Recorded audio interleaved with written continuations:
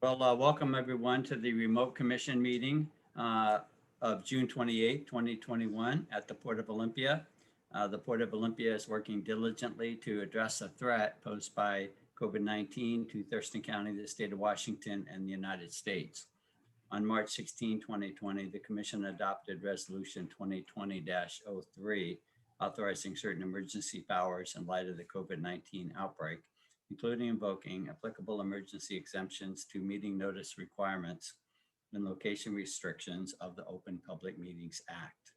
Pursuant to that resolution, the Port of Olympia Commission is conducting today's meeting remotely. The Port is following the guidance from the Thurston County Health Department to take all efforts to prevent the spread of this virus and is acting in the interest of the safety and welfare of the public, the community, and our employees to limit its spread. So I'd like to ask Sam, would you mind leading us in the Pledge of Allegiance tonight?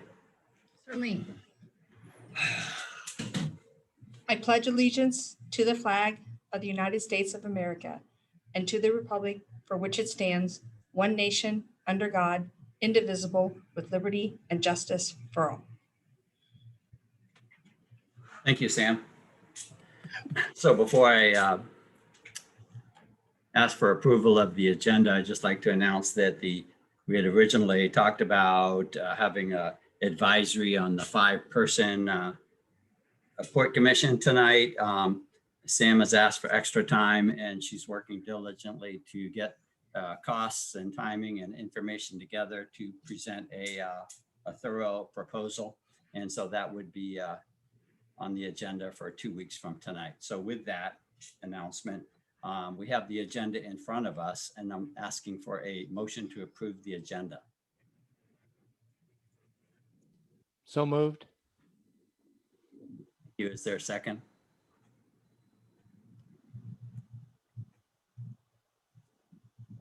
I second. Oh, I see Commissioner Zeta seconding. Thank you. It's been moved and seconded to approve the agenda. All in favor, please say aye. Aye. Aye. Okay, we have an agenda. Thank you. So next item is a special report on a warrant over 200,000. Who's going to speak to that, Sam? I will, Commissioner. Yes, we do have a warrant for payment to Travers Electric in the amount of $261,064.73. And this is for the first phase of the electrical upgrades for the marina docks. Thank you, Sam. Any questions about that, commissioners? Yes, if I could. It's going to be difficult for me because I don't even see a place where I can raise my hand. But Okay.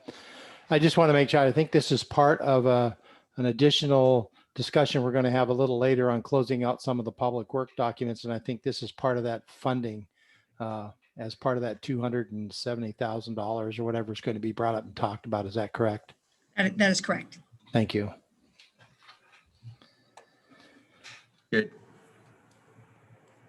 Okay, then let's move on to Executive Director report. Sam, I'm giving you the floor, please. Great, thank you. Okay.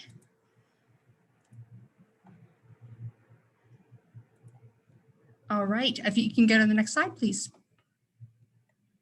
Communications, Marketing, and Government Affairs Senior Manager Jenny Folia-Jones gave a presentation on Port General Operations and Mission to the Multiple Listing Sales Association of Thurston County on June 15th. Next slide.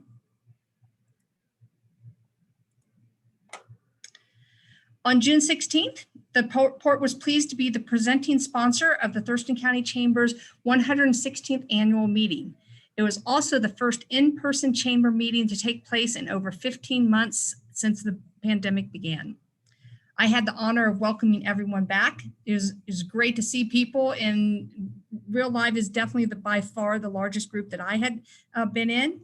And we had several staff members there. We were all only seated four to a table, but it was great to see people there. And we were also joined by Commissioner Downing at the event. Next slide. Commissioner McGregor presented the captain of the Kodiak Island with a plaque commemorating the vessel's first visit to Olympia. Next. The Marine Terminal had a surprise Coast Guard inspection last Thursday and passed with no deficiencies found. Thank you to Facility Security Officer Dan Musser and Assistant Facility Security Officer Lynn Fosher. Next slide.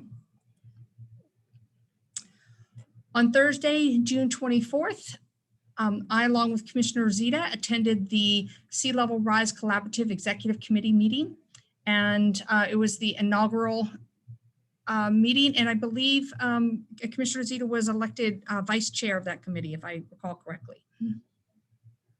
Okay, next slide. And in case you haven't noticed, it is really, really hot out today. And as of 4:30 p.m. today, the Olympia Regional Airport reported a record high temperature of 109 degrees. So I'd like to take this time to recognize our port staff, especially those who normally work outdoors, for one, showing up to work outdoors, two, being very cautious about doing so and taking precautions. Our maintenance staff started their days earlier than usual in order to maximize the time before we reach the peak temperatures today. And also we're able to conduct some online training indoors during the hottest hours of the day. So thank you, staff, for showing up, and thank you especially for being safe. And as always, we have several ways for the public to engage with us. Here are some easy ways to contact us, give us feedback, or request a conversation.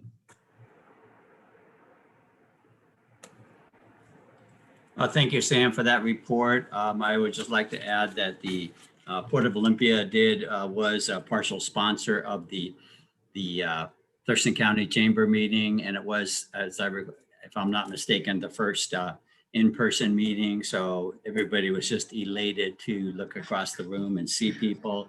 And Sam, if you don't know it already, fellow commissioner, Sam is a great public speaker. She just got up there and talked eloquently about the port for about 10 minutes. So I really enjoyed that. So thank you, Sam, for that.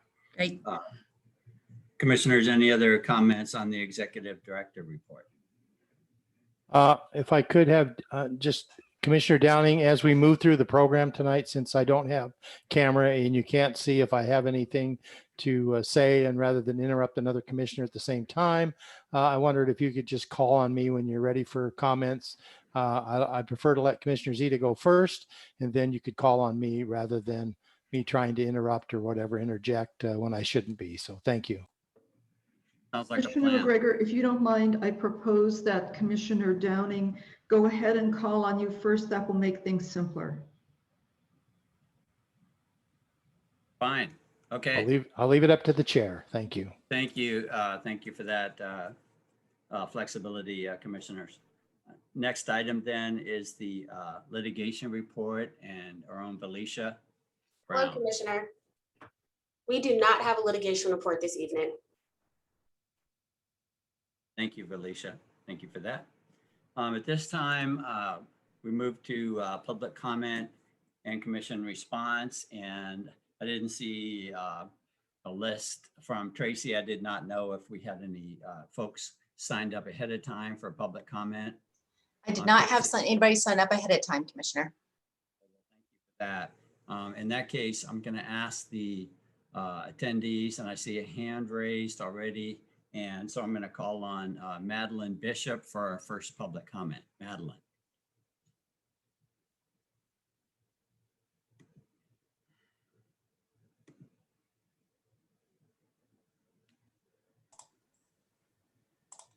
Thank you. I don't understand why it wasn't recorded that I wanted to make comments, since I did email my comments and said I wanted to make comments, but let me go ahead. It's just very quickly. I know you said you're going to discuss the move to the 5 commission in 2 weeks, but I already planned on making this statement, and I emailed this statement to you that I'm Madeline Bishop from Olympia, and I wanted to comment on the proposal to move from a 3 to a 5-member port commission. I oppose the port using my tax dollars to carve out their own districts. It would save money to just wait for the county to do this. avoid confusion, and keep the port in county districts in sync. And I think that's especially important not to confuse the voters who already have a lot of trouble figuring out what district that they're in. So thank you for letting me make my comments. That's it.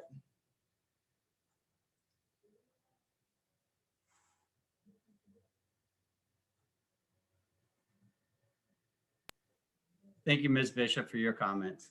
At this time, I'm going to ask, is there anybody else that would like to give public comment tonight?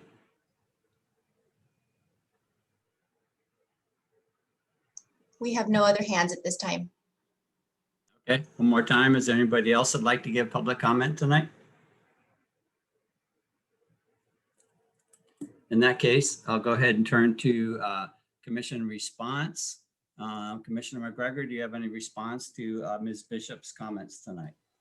Well, thank you for sending it in. I didn't see an email today, so I don't know if it's where it's at in the system. So I'll be sure to look for it, and I appreciate your comments, and that's definitely a consideration. So thank you. Thank you, Commissioner McGregor. Commissioner Zita. Ms. Bishop, thank you for your comments. I also did not get your email, so I will ask, and I just checked, so I will ask staff to please review any incoming email. And sometimes incoming email gets lost in spam. I'm sorry about that, Ms. Bishop, but we do look forward to seeing your email, and thanks for your comments. Your comments are exactly in line with the comments we did receive by email from the Thurston County auditors saying that it would save money and avoid confusion to keep the county and port districts in sync. And I completely agree. The county auditor has offered to help us with that process. And I hope that we will wait for the county to take the lead on any redistricting to 5 commissioners, as the Washington Public Ports Association has recommended we do. Thank you. Thank you, Commissioner Zita, for that. Ms. Bishop, I'm in favor of us moving to a 5-person commission, but at the same time, I'd like to do it in concert and in discussion and collaboration with the county commission. I certainly do not want to see different districts drawn up. So behind the scenes, staff is working towards that end.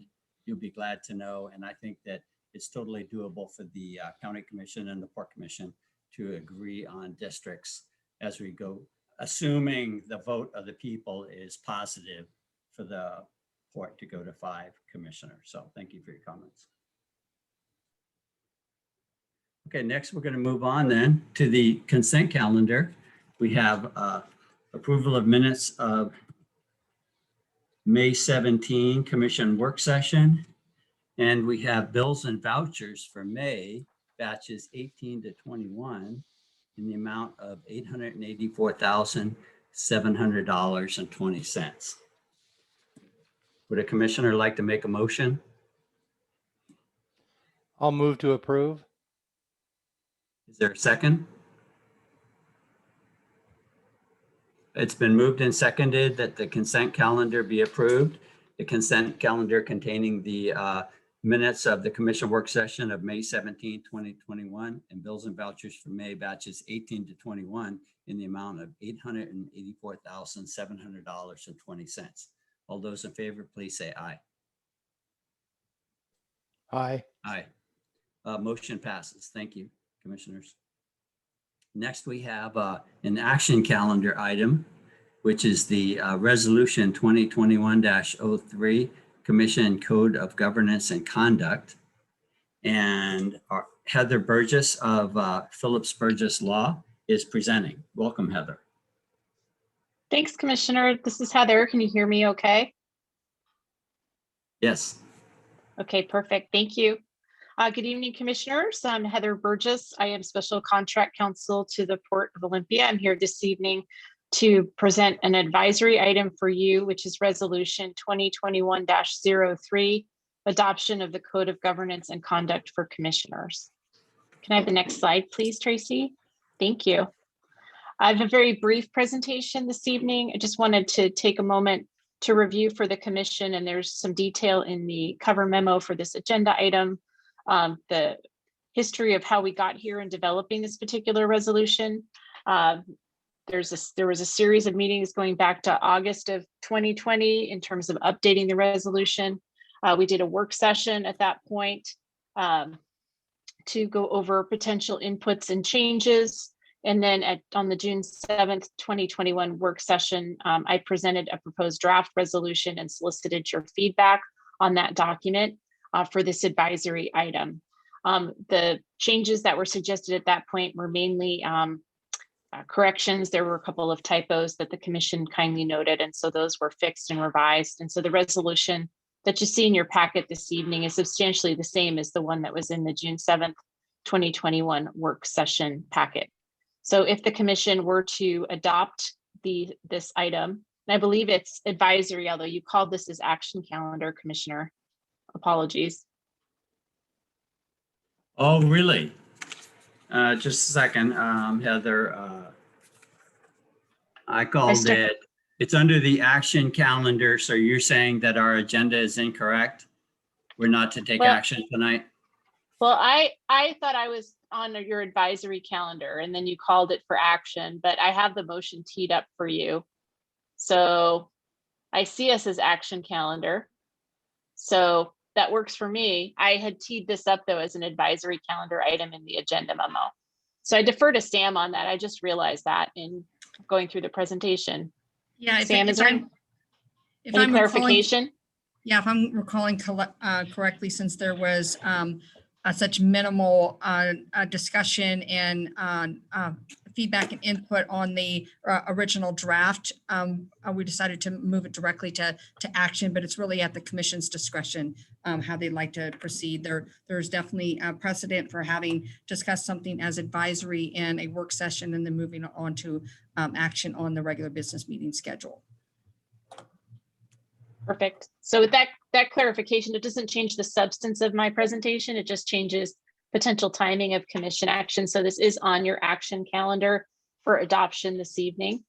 Well, let me just say this, Heather, and fellow commissioners, that I believe according to Robert's rules, after your presentation, I would entertain a motion to table if a commissioner is so inclined to table the rest of the discussion, and then we would bring it back for an action item at a meeting 2 weeks from now. However, if we don't table, we could just go ahead and take action. So I put that framework in front of my fellow commissioners in case somebody does have a problem with moving through with this item tonight. Thanks, Commissioner. And again, I apologize for any confusion on my part. Part of the checking out as not sure I was part of those discussions. So apologies for not clarifying that before I began. In any event, the resolution that's in front of you this evening attaches the code of conduct in its entirety. If you were to approve it or when you approve it, either this evening or at a later meeting, it would replace your current code of ethics resolution, which has not been updated since 2008. It would also replace your current separate code of conduct for commissioners' resolutions as amended. So that's resolution 2015-19, as well as resolution 2016-02.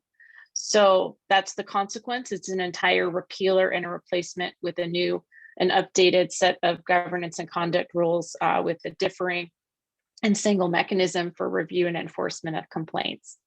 So unless there was any additional questions from the commission, Commissioner Downey, that concludes my presentation. And the last slide that Tracy has is a sample motion if the commission is so inclined.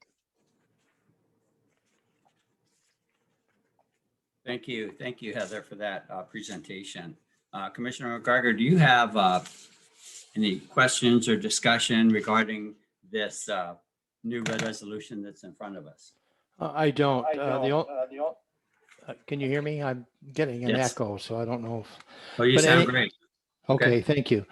I don't have any opposition to moving this forward. If the only thing I would suggest is that we bring this since we haven't had it as an advisory for public comment, that we at least allow public comment on it to fulfill that obligation of taking public comment on it, even though it is a little out of whack. But I think moving this resolution forward takes care of clarifying 3 individual resolutions, brings us into compliance with state law that has changed over time. And as state law continues to change, this will then stay up with those changes as they move forward, my understanding.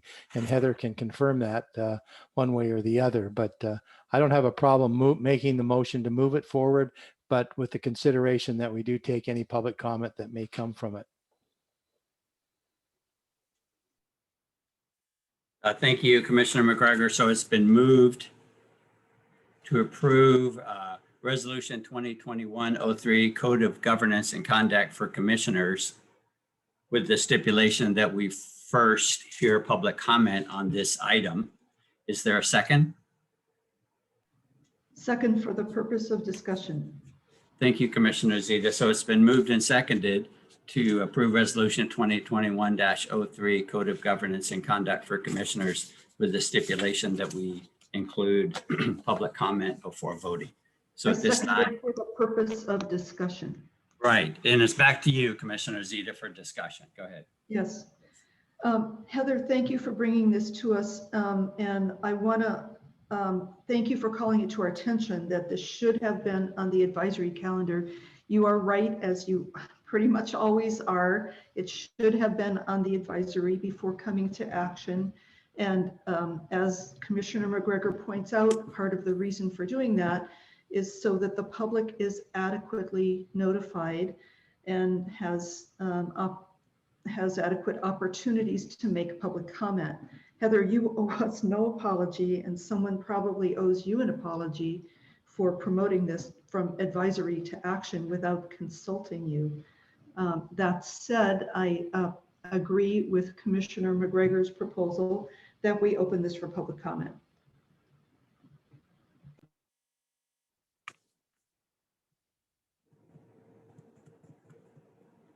Thank you, Commissioners. We have a Carla Wolfsberg that would like to speak. Wait, okay, thank you. Just a second. We're going to, so the commissioners have voiced their interest in hearing public comment. And so in the interest of maintaining an orderly meeting, what I'd like to do is have public comment on this item as well. What's your preference, commissioners? We can go to public comment right now and complete this item, or we can go to the action other item and do that and then have public comment all at once. Would you like to break public comment into 2 sections, Commissioner McGregor? Yes, that'd be fine with me. Get it Okay, over with. and Commissioner Zeta, I see a thumbs up. So therefore, we're going to go to public comment on this resolution 2021 Commission Code of Conduct and Code of Governance and Conduct. So I'm going to public comment at this time on this item, and I see Ms. Wolfsberg has her hand up. And Ms. Wolfsberg, would you like to speak to this issue? Yes, I would. Thank you. And I'm sorry that I didn't have prior notice because I wasn't able to review my notes from your draft document.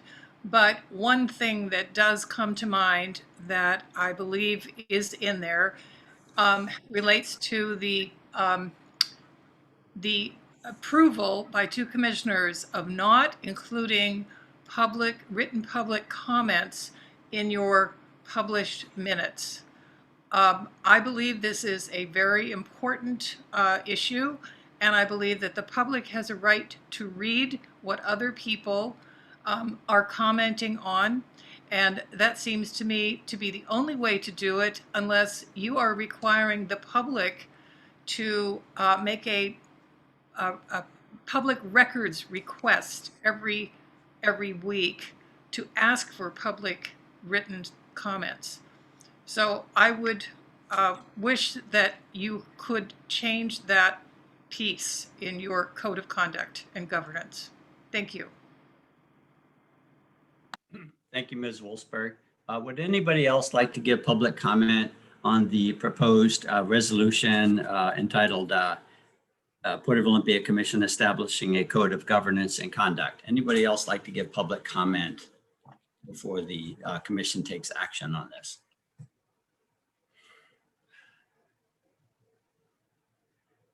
Okay, seeing no other folks wanting to give public comment on this item, I see a hand up from, of all people, Heather Burgess. Yes, Heather. and trust me, thank you, Commissioner. I'm not here to make public comment. I just wanted to clarify before the commission took action that the resolution in front of you this evening does not address the commission's procedural rules.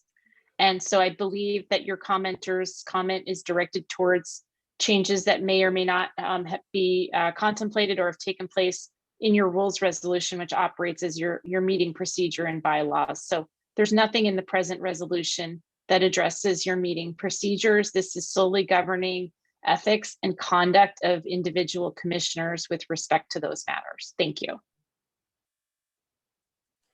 Wow. Well, thank you for that quick clarification, Heather. And so Commissioner McGregor, do you have any response to public comment and also response to Heather's input? No, I appreciate Heather's input. I was madly reading through it to try to figure out where that the comment was coming from, and I couldn't find anything. So I appreciate Heather clarifying. It is in our resolution we adopted on the 24th of May about that, as she mentioned. So thank you. I'm ready to call for the question.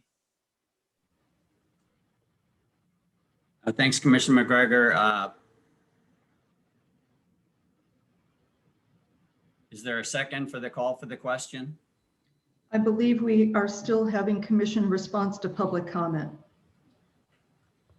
Correct. Thank you. And Commissioner McGregor, let's get through our public comment first. Commissioner Zita. Yes, I want to thank Ms. Wolfsberg for your comment. And I apologize, Ms. Wolfsberg, that we made this an action item when it should have, strictly speaking, been an advisory item, and did not give diligent members of the public like you adequate opportunity to review your notes on the matter. You know, the Washington Public Courts Association tells commissioners in our training that for perfect citizens, and I think you qualify as someone who reads our stuff and comes to our meetings and pays attention, and you engage civilly and thoughtfully, a perfect citizen should never be surprised by what we do. And I'm sorry that we surprised you by making this action instead of advisory tonight and not giving the public adequate time to review materials and comment.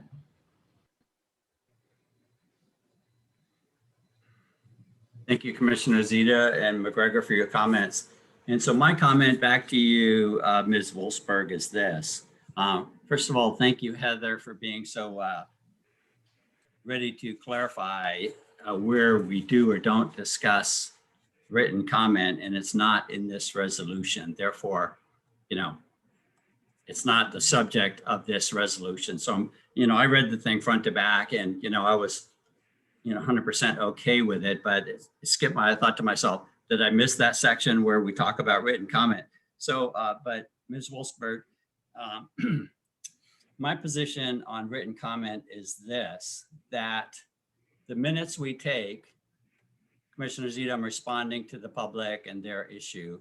So can you just be a tad more respectful? Thanks. Ms. Wolfsberg, is just the written comment issue, which certainly is contained, referenced in our rules and procedures resolution, is that written comment and public comment should be treated the same. We don't take, even though we have the technological capacity, we don't record or paraphrase or in any way talk about, what people say during public comment. So we don't do the same as written comment. Unfortunately, where perhaps the public got confused is for a period of time at the beginning of COVID, we did record some written comments in our minutes. And that was through an abundance of caution because we didn't even know if we could take public comment in person. But then we discovered, the world discovered Zoom, and we're able to, invite people to come and give public comment in person. So, I really want to treat the public equally. And that means public comment in person and written comment, I believe, should be treated the same. And we do reference the fact that, like, the minutes for tonight's meeting will reflect the fact that you gave public comment. And that's where it's at. Now, in reference to Commissioner Zeta's comments, I remind the commission, I'm not really talking about Commissioner Zeta, but I remind the commission that you can make a motion to table this discussion if you feel that in any way we're jumping the gun. I'd just like to say that we've talked about this 3 or 4 times. We've had it in our public meetings in the past. We've had it in our public meeting retreats which are open to the public and attended by a few members of the public. So we have talked about this quite a bit, and it's the melding of 2 prior resolutions and bringing it more up to date with state law. So it's a good resolution.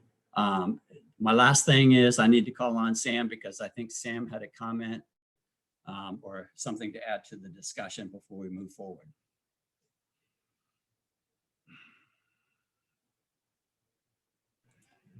I'm sorry, I was looking for my unmute button there. I was just looking at the revised rules, and I believe that the commission had in the last rules of revision removed the response to public comments on anything other than the first the public comments at the beginning, but I was just double checking that, and I have not yet ascertained that yet. Thank you. Thank you, Sam. Is that germane to what's going to happen next? I mean, want to move forward, but I don't totally understand what you just said. I'm sorry.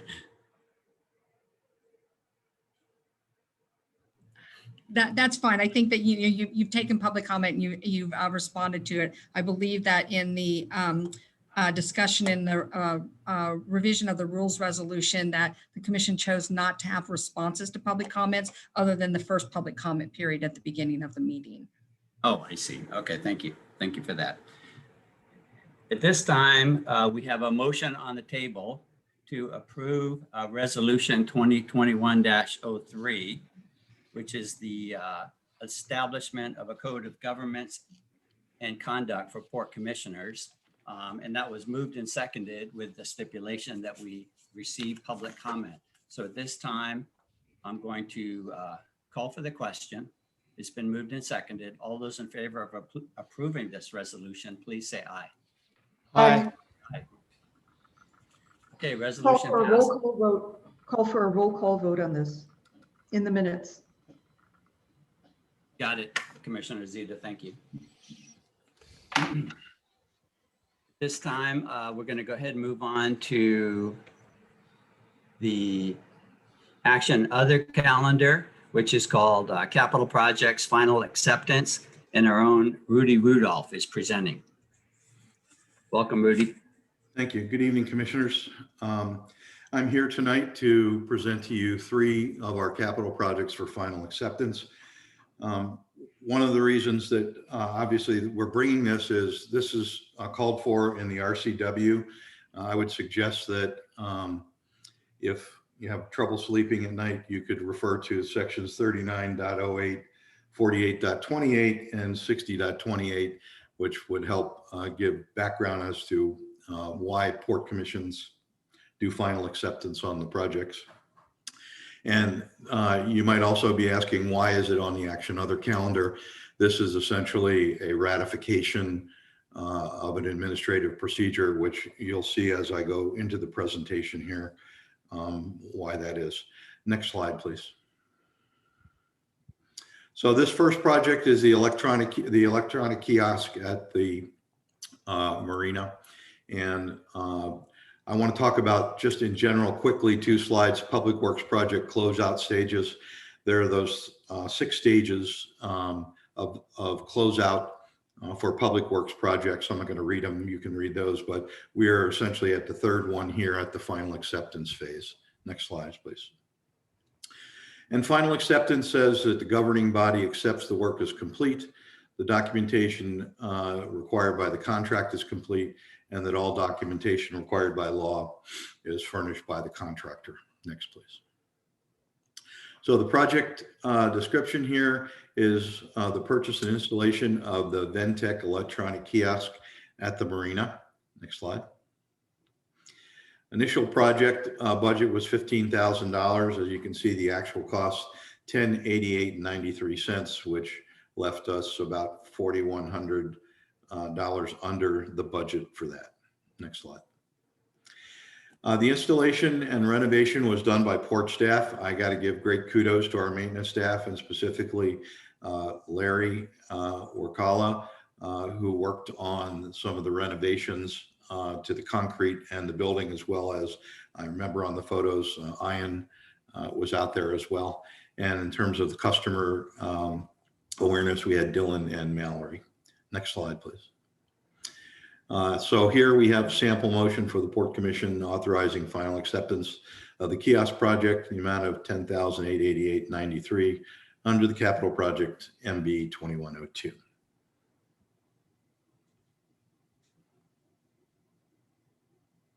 Thanks, Rudy. Are you going to go through? Are you going to go through all three of these? Actually, I would take if it please the commission, each one to do the motion, and because they're all individual, and then move on to the next one if that's what the commission would be willing to do. Oh, I see. Thanks, Rudy. So that's fine. We can do that. We're not going to take the final vote until we receive public comment on these this action and other items. So is there a motion to approve the capital project final acceptance on the kiosk in the amount of $10,883? So moved. I'll Is there a second that. Second. So it's been moved and seconded to approve or give final acceptance on the kiosk installation at the Swantown boat ramp in the amount of $10,883. Okay. And All was right, there great. 20? Tracy, if we can go to the next presentation, please. Okay. Could I ask a question before we move on, if I could? Yes, sure. Go ahead, Chris. Just curious, are we still taking cash at that location too? If someone puts their $5 or whatever the launch ramp fee is in an envelope, drops it in the little box, or are we going strictly with the electronic? No, it's my understanding that we're not taking cash at that location. I don't think that TJ has phased out the other location yet, which is up on top of Baki Bowl, if you will. Okay, thank you. I'm just curious. Thank you. Thanks, Rudy. Go ahead. All right, the next presentation is for the Swantown Marina dock electrical upgrade. Next slide, please. Again, I'm not going to go through these, but this is the Public Works projects closeout stages. These presentations were all designed to stand alone. Next slide, please. Same thing, next slide. So project description, 140 shore power pedestals replaced on docks G through K. They make those compliant with the current code, the ground fault, current interrupt circuitry. The marina-wide electrical assessment was part of that, the condition, corrosion, and appropriate size and capacity. Next slide. So the project evolution 2019, the initial project estimate was $900,000 and assumed all waterside electrical components required replacement. In 2020, we had an assessment by port staff. The project estimate was reduced to $550,000 for shore power pedestals and the associated component replacements on docks A through L. And 2020-21 contract and 2020-42 was awarded to Travers Electric for the replacement of 140 pedestals and as needed to meet the code, all wiring and splices. Next slide, please.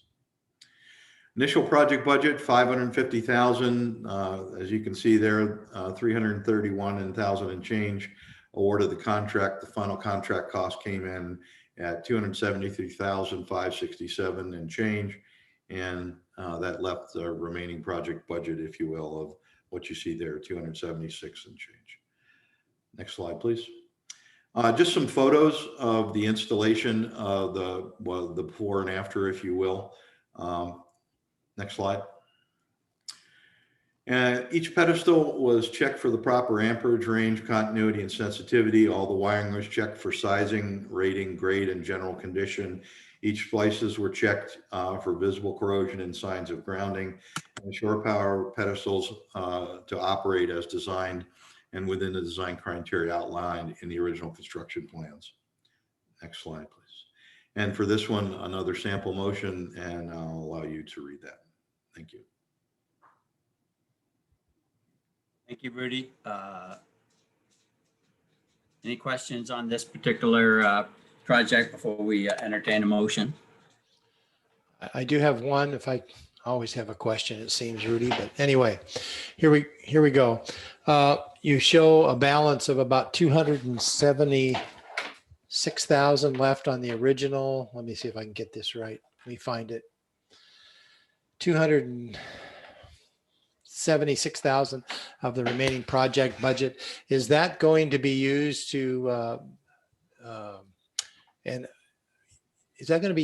to alleviate some of the staff time that's gone into this capital project? In other words, will it be accounted as part of that capital project? And is there other plans to do more of those power boxes, not using port staff? No, I don't understand the first part of your question. I can answer the second part of your question, which is yes, we anticipate under the capital project authorization with the cost savings we've seen so far, we anticipate moving forward with B and C dock, some additional work to be done in the range of 133,000 that will go out to the small works roster moving forward, and that's consistent with the procedures under the capital program. So yeah, we're hoping that we're going to complete the project within obviously the original amount of money that was authorized in the capital project and still have some left over. Okay, so the first part of my question, I apologize for not being clear on it. In one instance, Larry Werkela did a lot of work on some of those power boxes to dress them up, make them look good, make sure the electrical wiring in them was not rusty and those kind of things. So any supplies and his time, are they going to be used against that capital project cost? I don't have the answer to that, but I believe the answer is yes. All of that is coded in our maintenance work, but I can give you a better answer to that when I can look into it for you. That'd be fine anytime. So I think they've done a good job of keeping the costs down. I think that's admirable. I mean, when it looks at it, 900,000, and now they've reduced it to 550, and it looks like they're going to come in well under budget. So I appreciate all the hard work they're doing, and even the work that the staff has been doing out there, dressing up some of those older boxes to rebuild them and make them look good, is going a long ways to keeping people from getting shocked or other potential hazards that could be a result of an electrical short. So thank you. Thanks, Commissioner McGregor. Commissioner Zita, any questions on this project? I just want to thank our operations director and our crack staff for completing these projects under budget. The one that went out to bid to an external contractor was over budget. There was extra work to be done. And thanks for getting this all done, Rudy. It's all part of the team there. Thank you, Rudy, for that. So is there a motion to give final acceptance to contract number 2020-1042 dock electrical upgrades in the amount of $273,567.83? So moved. Second. So it's been moved and seconded, and we'll circle around to a vote a little later tonight after we hear of Rudy's third project and public comment. Okay, and our last project this evening is the stormwater treatment facility pond enhancement at the marine terminal. Next slide, please. Again, pass up this slide. It was designed to stand alone. Next slide, please. Next slide. So our project description with some photos to show here: enhance the existing infrastructure to filtrate stormwater at the stormwater treatment facility prior to its discharge. This project is in response to an agreement with the Department of Ecology and the Port of Olympia. Next phase. Next slide. Some more photos there of the pre-construction sediment removal, stabilization in the early stages of the project. Next slide. You can see there the liner installation, the filter media placement, and some of the plumbing. Next slide. And so now phase 3 here was the closeout and the commissioning. Next slide. And the next phase will be for the marine terminal staff to continue to make minor adjustments to the system to increase the treatment and capacity. Next slide. And the sample motion there for the project.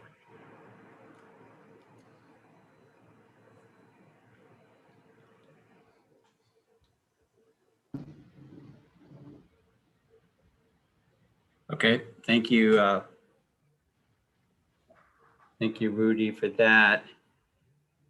And so the total contract amount is 882,097. And 31, that's correct. Thank you. So we've heard from Rudy. Is there any discussion on this third item, commissioners? Commissioner McGregor, any discussion or questions about the No, I storm just- bond enhancement? Thank you. I just want to relay that that system has been working well. I think we're in 10 quarters now of meeting benchmarks, even before the filtration pond was added or completed as a result of a lawsuit that came down about 2 years ago. But at this point, it even adds enhancement to the filtration. And so hopefully we'll be able to continue to meet benchmarks moving far into the future as we treat water before it's discharged off the marine terminal. So I want to thank everybody that's been involved, everybody that's been a part of getting us to where we are today, and looking forward to future benchmark reports as favorable as what we've been having. So thank you. Thanks, Commissioner. How about you, Commissioner Zita? Any discussion or comments at this time? Yeah, agree with Commissioner McGregor's comments. And Rudy, people will be asking why the final amount was so much over the original amount, over 800,000 instead of 500. Could you just give us a real brief summary of that? I cannot give you from personal information. I was not involved in the project in its early stages. I just know that that the change order was required over the initial amount in the amount of 382,000 or so. Beyond that, I would have to get back to you with details if you want further info. I could give some more Sam? details on that. Okay, Yes. Executive Director Gibney, go ahead. Yes, if the commission might recall that this was an unusual situation in that the order to construct a treatment facility was by way of an administrative order from the Department of Ecology that also gave us a very tight timeline on that. And so with that, we had just a couple months since the Department of Ecology approved the engineering design report to then actually getting the contract documents together. At that point, the actual estimate was $750,000 for the engineering report. But we then went to a mechanism where we used an estimate from the Brumfield on-call contract. They came in at lower, but that was not the engineer's estimate. The engineer's estimate was $750,000. It did come in higher for a couple of reasons. One is that there was a good deal of unsuitable material at the base of the pond that had to be excavated and removed and then replaced. That accounted for a good portion of the additional cost. Also that we had, if you recall, we started this right at the beginning of the pandemic shutdown. So we had mobilization and remobilization cost and some other things that also went into that. So we did not have the luxury of normal public works contracting process to be able to do the kind of strict cost control that we normally would. However, I believe that given the circumstances of the unsuitable material, which were verified by the engineer, as well as the pandemic, that it is definitely delivering on the public's value for the facility that was eventually installed. Well, thanks, Executive Director Gibney. I too am alarmed by, what I see on paper, which is the original contract amount, 500,000, and a change order of 382,000. So can you reassure this that that this has gone through all the proper steps? Because I don't, the commission, I don't believe, was made aware of change orders. Certainly not approving the change order. So perhaps that was a staff function, and you may have given us some information in your executive director report, but I would just like to be reassured that the proper step at this time is for a final acceptance of this project at the $882,000 amount. Yes, and I would also like to note that the phrase of change order is a bit of a misnomer in this. The case is really a contract amendment to change because of the changing scope of this.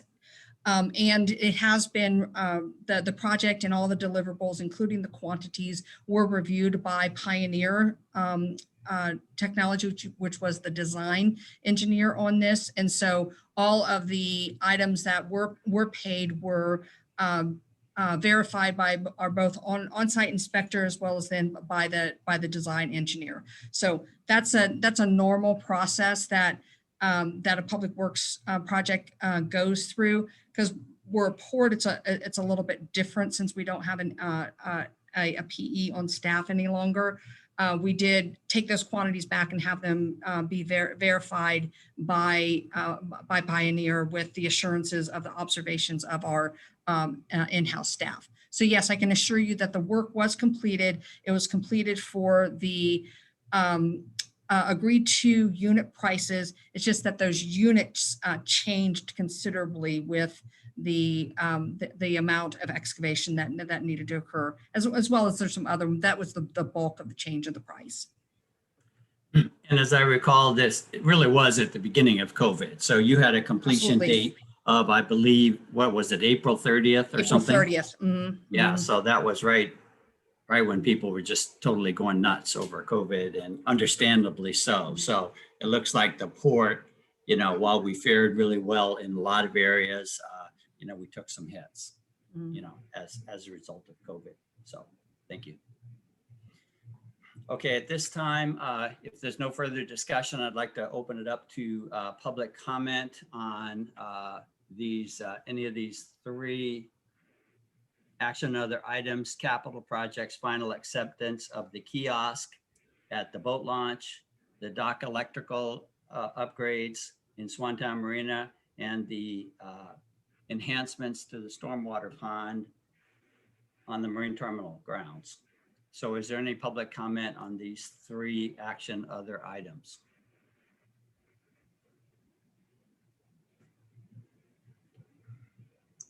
Rachel Patton would like to ask the question. Oh, okay, great. Ms. Patton, please go ahead. Sorry, it's not Rachel. That's my daughter. I'm using her computer. It's Debbie Patton. My apologies. I'm a member of the POCAC, so I think you guys all know who I am. I'm just glad that these maintenance projects are getting taken care of, and that some of them are coming in under budget. So good job, and thanks for making these improvements to the public amenities and to the environmental safeguards. And thank you, commissioners, and thank you, the hardworking staff that's supervising all this. Thank you, Ms. Patton, for that comment. Is there any other public comment on these three action other capital projects final acceptance? We have no other hands at this time. Thank you. Okay, I'm going to say that it's been moved and seconded that we give final acceptance to the kiosk at the Swantown boat launch in the amount of $10,883. It's been moved and seconded. All in favor, please say aye. Point of order, response to public comment. Thank you, Commissioner Zeta, for keeping me honest. I see here it says public comment on action, other items, and commission response. And so with that, I'm going to turn to Commissioner McGregor. Do you have any response to Deb Patton's comments? No, just thank you for supporting what we're trying to do and cleaning up the environment, making it a better place for everybody to enjoy. And thank you for being on the POCAC. Thank you, Commissioner. How about you, Commissioner Zeta? Yeah, thanks, Deb, for recognizing the good work by staff. It should be noted, however, that the Storm Pond project was not out of the goodness of our heart because we care about the environment. It was in response to an agreed order. We had to do it. Good. Okay. Thank you, Commissioners, for your comments. And thank you, Ms. Patton, for giving public testimony tonight.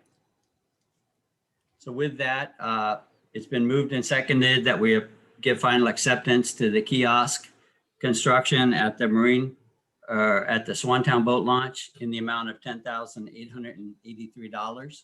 All those in favor, please say aye. Aye. Aye. Thank you, Commissioners. Motion passes. It's been moved and seconded that we give final acceptance of the dock electrical contract 2020-1042 in the amount of $273,567.83. All in favor, please say aye. Aye. Aye. Ayes have it, motion passes. And then we have the, it's been moved and seconded to give final acceptance to the capital project number ENV space 2001 in the amount of $882,000, excuse me, $882,097.31. All in favor, please say aye. Aye. Aye. Motion passes. Thanks, Rudy, for your presentation tonight. Thank you.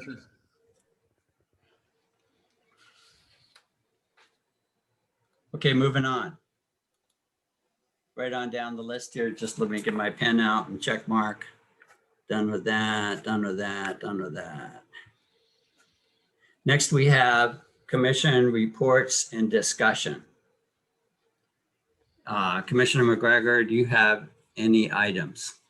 I only have one, and that is that I attended the EDC meeting this past Wednesday, and they are planning a retreat in October. I think it's October 27th, but they are breaking for the summer, so there won't be any meetings in July or August. So that's a brief report. Okay, great, thank you. Commissioner Zeta, would you like to have any topics for discussion or reports?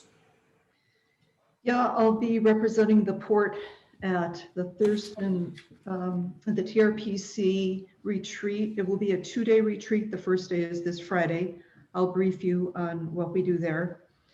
2 other meetings I attended last week. One was the Broadband Action Team.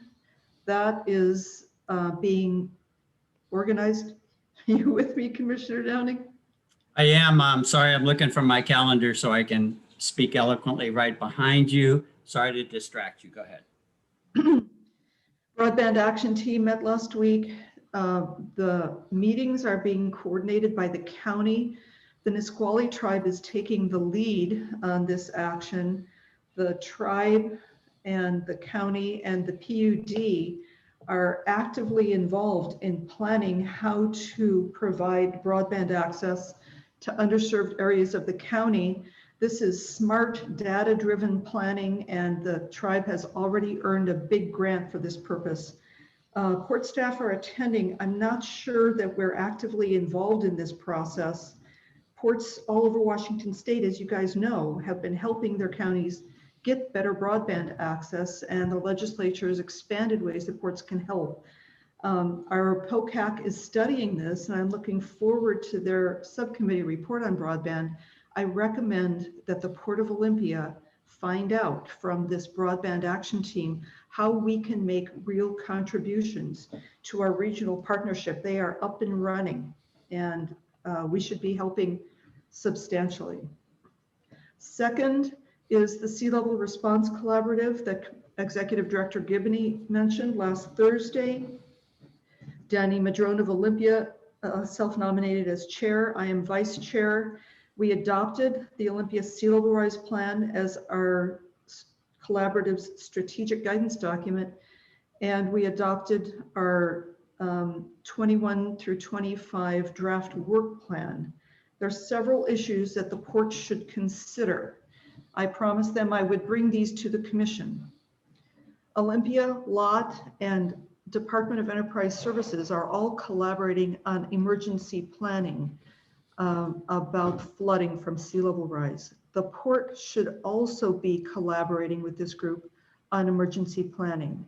This is mostly about short-term flooding. They are focusing on Capitol Lake. As you know, the Port Peninsula is the most vulnerable area to flooding in the near term. So that's one of three. The port should be collaborating with this group on emergency planning. Second of three issues, we need a tide gauge at the marine terminal. This is one of several high priority action items. It's a very minimal cost. It would only be between $5,000 and $10,000. I recommend that the port scope this out and install a tide gauge. Our collaborative needs the data. They have spent tens of thousands of dollars on their own every year to do what our collaborative needs to be done. This would be our first independent substantive contribution. So I recommend we install a tide gauge at the marine terminal. This is within our executive director's power to do on our own. Third of three action items, we should include sea level rise adaptation and mitigation in our annual budget, about $60,000 per year. The city of Olympia and LOT are spending more, and the port is more vulnerable. So 3 issues we should consider. Commissioner Zita, I have a question for you, since this is a discussion period, but basically what is a tide gauge and what purpose does it serve? I don't know this. So there are, there's a lot of data about sea level, but it's on a pretty rough scale. And if we can have detailed data about what the water's actually doing right here in Bud Inlet, that is very useful for local sea level rise planners. We are part of the Sea Level Rise Planning and Adaptation Collaborative, and we need the data right here where we're sitting. I see. Executive Director Gibney, do you have a thought on this? Yes, just to clarify, so the location of the tide gauge, and the tide gauge in fact already exist, and so it was originally installed by the USGS, and so City of Olympia Public Works Department as well as Eric Christensen has been working to update that. I believe that that's the $5,000 estimate that Commissioner Zita referred to. They're already underway with the project. They've been given access to the terminal, and they already have all the technical parts, and they are the maintainers of the data. And so that's why they had taken this on as an action item. You know, it's up to the commission as to whether or not you would want to interject ourselves into that process, but it's underway. They've been out there, and that project is already being taken care of. They did mention that there'll be some ongoing maintenance costs for that, but the port is not the keeper of the data, and so this gauge really it measures the levels in it. It has a transducer in it. So it has a continuous monitoring that it can then download the data. So Eric Christensen indicated that the city would welcome our contribution toward this very small but important piece of our work, about $5,000 for the gauge itself and about $1,000 per year for the maintenance. So I think it would be a good faith gesture for the port to provide that, since the city has taken on the lion's share of the expense and the work over all these years. So can I ask a question then? Is this just measuring what the tides are in Butt Inlet coming in and what they are low and high tide? So are the tide books of no use, or do they want to verify that the tide books, which actually show high and low tides and mean tides and the timing of those already is recorded? So is this just verifying that the tides are correct as they're printed? The tide books are predictions based on the past and based on models. The tide gauge is reality, and we Okay, need so- to know the reality.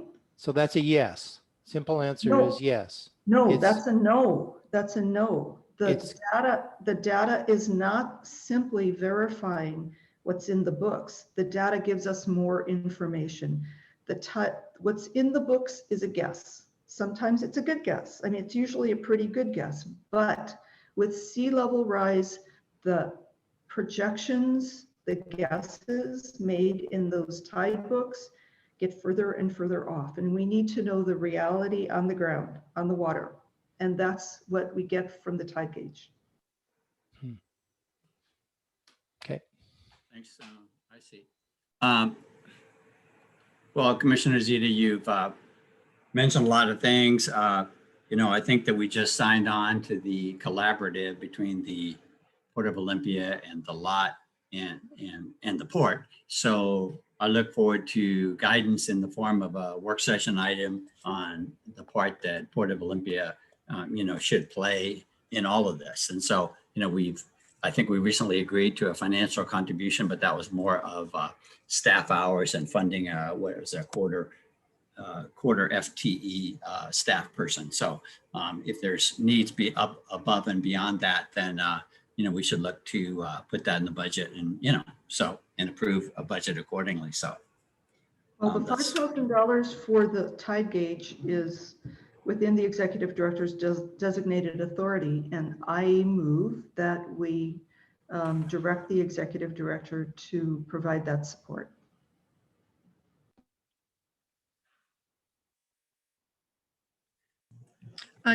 Commissioners, just so you know, just because the executive director has the authority to authorize contracts, et cetera, we've not considered this in any of our budget planning processes thus far. So, and I'm not sure that this was an agenda item for action at this meeting as well. I would, if the commission would so choose to get involved with this, we also have other projects as articulated in the sea level rise response plan. I can certainly update the commission on that at a future work session in our budgetary planning processes. But we do have a number of projects that we're going to be hoping to accomplish in the near term, as I think it is termed in the sea level rise plan, and I can then put that in that proper context. But we don't have anything budgeted for this year, nor do I think that the commission called for an action on this at this time. thank you. Okay, Commissioner Zeta. Thank you, Sam. I'm a little concerned about the process, the response and the process. At our last meeting, Commissioner Downing said, let's do redistricting. And it might cost tens of thousands of dollars. And the commission voted on it and said, yes, let's move forward with that. At the previous commission meeting, 2 commissioners said, let's spend tens of thousands of dollars hiring a consultant to advise us on the new EIS, draft EIS that's coming out. It was not on the agenda. 2 commissioners voted for it, and boom, it's going forward. I am proposing that we make a very small monetary contribution to our partners that we have signed an MOU with. And I am hearing, no, you can't do that process, though 2 commissioners have done that process in most of our recent meetings. So Commissioner Downing, I have made a motion, and the motion is on the floor. Thank you, Commissioner Zeta. So the motion is to instruct the executive director to contribute $5,000 towards a tidal gauge that will be somehow overseen by staff at the City of Olympia. Is there a second? Motion fails for lack of a second. Thank you, Commissioner Zeta. The motion and the vote will be recorded in the minutes. So since you brought up, or coincidentally, so my report tonight is simply that, as you know, as chair of the commission, I meet with Sam fairly often to review agenda items and review implementation of Port Commission direction. And in this case, the commission did approve for the executive director to look for a consultant to help us decipher and understand the EIS that is about to be released in about a day or two from the Department of Enterprise Services. So Sam has informed me that she cannot find one. And so I wanted to bring this to your attention that we're not going to have an EIS consultant ready to go on this report. And so, but I did want to ask Sam, next best thing is putting our environmental director on this, and how close are we to hiring an environmental director? Sam, would you like to comment on that? Absolutely. Yes, we have made an offer, and it's been accepted to our candidate. And I might as well go ahead and make the announcement here. We were planning on doing that once she started. She will be beginning work with us on July 12th, and her name is Lisa Parks.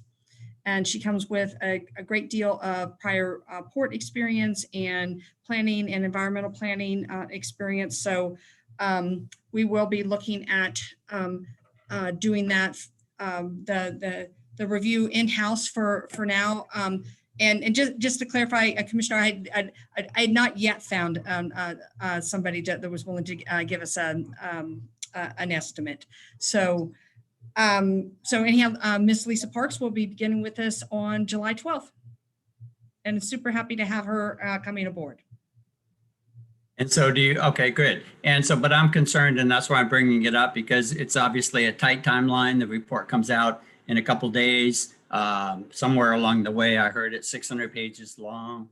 And, we talked about having the port do a analysis for rationality and logic and feasibility and so forth, and help the commission make an informed, informed idea of where we're at in this Capitol Lake Deschutes estuary process. And so that's my concern at this moment. Yes, and so we will be prioritizing that review. We will definitely be looking to prioritize our review based upon the regulatory framework that the DES has presented this under, as well as looking at it particularly through the lens of the port interest. As you can imagine, the movement of sediment is of great interest to the port, and so we'll be looking at that. We will not be obviously be able to conduct a technical review of the modeling, such as geomorphology modeling and other things. So we will accept that is, and I do believe this to be the case, that it is acceptable methodology. We will be looking at it more from the framework of, have the port's interest been considered sufficiently, and are there any errors of either of fact or analysis or of omission in the regulatory framework? Well, good. Well, that's good. And so have you considered the dissemination of this report? And fellow commissioners, if you want to jump in, if you're a step ahead of me, but I've heard some rumors that it's going to take about $600 to $800 to get a paper copy of the report. Commissioner Zeta, please. Yeah, I think it's my duty to report on this since I am your representative to the Capital Lake Deschutes Estuary EIS Executive Work Group. The report is scheduled to come out on the 30th of June, which, as you said, is in a few days. I am baffled by your suggestion that it might not be logical. Commissioner Downing, the DES and the consultants Floyd Snyder are professional, ethical experts, and they are making themselves available to brief all stakeholders, including the port. If I understand correctly, they will be briefing this commission on the contents of the draft EIS. They will also be briefing the League of Women Voters, which is a nonpartisan group dedicated to educating the public on issues of importance to the public, on June 12th in the evening. If you want to check out their website, you can see the briefing twice. They're great at answering questions, and I don't recommend relying on a paper copy. The PDFs will be available for free online. So you're saying, okay, great. So we can go to the website and we can get PDFs of the entire document for the sections we're interested in. Okay, then. Great. That's good information. Could I follow up with a suggestion? And Go for it. Commissioner McGregor, please go ahead. thank you. The suggestion is that I would recommend that we put the link to all those reports, or at least to that web page if it's not already there, so that and make note of it on the front of our sign on our new website, so that if an interested citizen wants to check out what it is, they could also access it through our website and then follow that link, and then instead of trying to find where the link might be in Department of Enterprise Services, which may have various types of reports going on at the same time. So I would like to see a link put there for us, or for us and for the citizens who are interested to follow, that gets us direct to where we can find those reports. And this is a draft at this point, correct? And so therefore there will be a public comment period. And how long is that public comment period? 45 days. 45 days from the issue of the draft. Okay, thank you.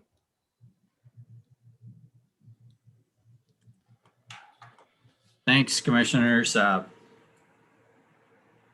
any objection to putting those links, commissioners, on the website? Sounds good to me. If necessary, I'll make a motion if it would help, just to clarify it, that we put the DES website link on Capital Lake on our webpage and designate it as such. Commissioner, we were planning on doing that already. Nope. I'll Okay. certainly second the motion if it's necessary. Yeah, we Thank were you. planning Thank on you. doing Thank that you, Sam. officially. Okay, good. Just trying Sounds to like- give clear instructions to our staff. Good, okay, very clear. Okay, thank you, Commissioner Zeta and Commissioner McGregor, and thank you, Sam, for, having that in your sights, so to speak. Well, that's it for me. That's commission reports and discussion. I think we're moving on to meeting announcements, if there's nothing else.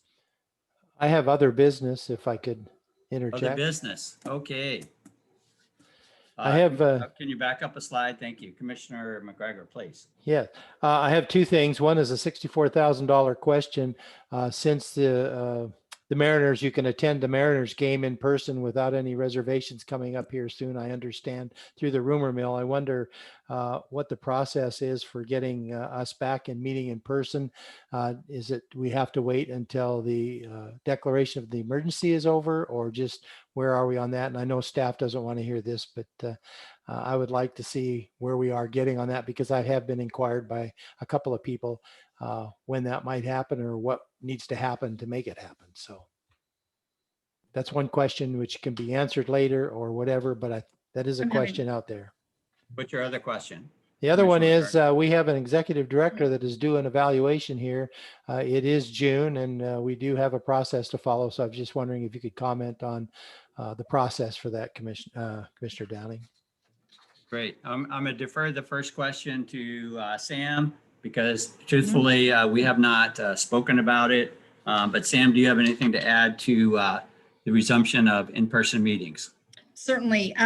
It has been, so while the announcements have been made that quote restrictions will be lifted for many of the phase 3 restrictions due to COVID, it is the latest indications are that the governor is going to keep in effect at least some portion of the emergency declaration regarding the OPMA and public meetings. And so that they will continue to, and we could meet remotely. The difference is that we don't have to also provide for a physical space with a speaker phone that people can gather in. That was what was lifted on one of the things that was lifted under the public health emergency declaration.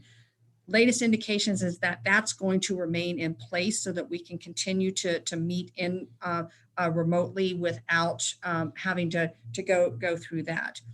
We're also looking into the possibility of the hybrid meetings. I think that this commission itself has expressed interest in that, and it's kind of the hot topic of many local governments. So we're looking at our AV equipment and seeing how that might interface.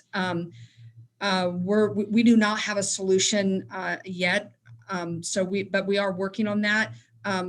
Definitely, I'd be interested as to how high a priority this is for the commission. If you want to resume meeting in person very soon, then that, we'll move that up higher on the priority list. If you are comfortable with continue to meet remotely, then we will keep making progress on how we might go about that, but we just won't make it our highest priority, but which is kind of where we are now. But we also had some equipment failure during the pandemic that helps with the interface of the AV equipment. So we have some hardware issues to address, and then we also have some issues of how we would interface Zoom in with having an in-person meeting. So we're working on it, but I am curious as to what the sentiment of the commission is and how large of a priority this is for you, or how quickly you would like to move in that direction. I propose that we discuss this at a work session. Okay. I agree with Commissioner Zita. Maybe we could spend a few minutes talking about this at a work session fairly soon, and I'll reserve my comments for that particular time. So in the second item, Commissioner McGregor, you asked, we're approaching mid-year, and indeed we are. In 48 hours, we'll have 6 months under our belt. And so, I commit to you to get a work session, executive session scheduled so we can begin a mid-year performance review for Sam. So thank you for that. Hey, thank you, Commissioner. Thank you, Sam, for the explanation. Okay, if there's no other business, we'll move on to meeting announcements. Other business, Zita? Zita, go ahead, please. I propose that, I think it was, I don't remember which commissioner suggested, but I agree with the suggestion that we discuss the proposed action items for the Sea Level Rise Collaborative at a work session. I think Commissioner Downing suggested that. So I agree with that suggestion. I will send those in. And the second please. item, the Okay. second item is I would like to just announce where the cooling centers are. Of course, we've had dangerous heat, and the community has opened up some cooling centers for people who don't have a cool place to shelter.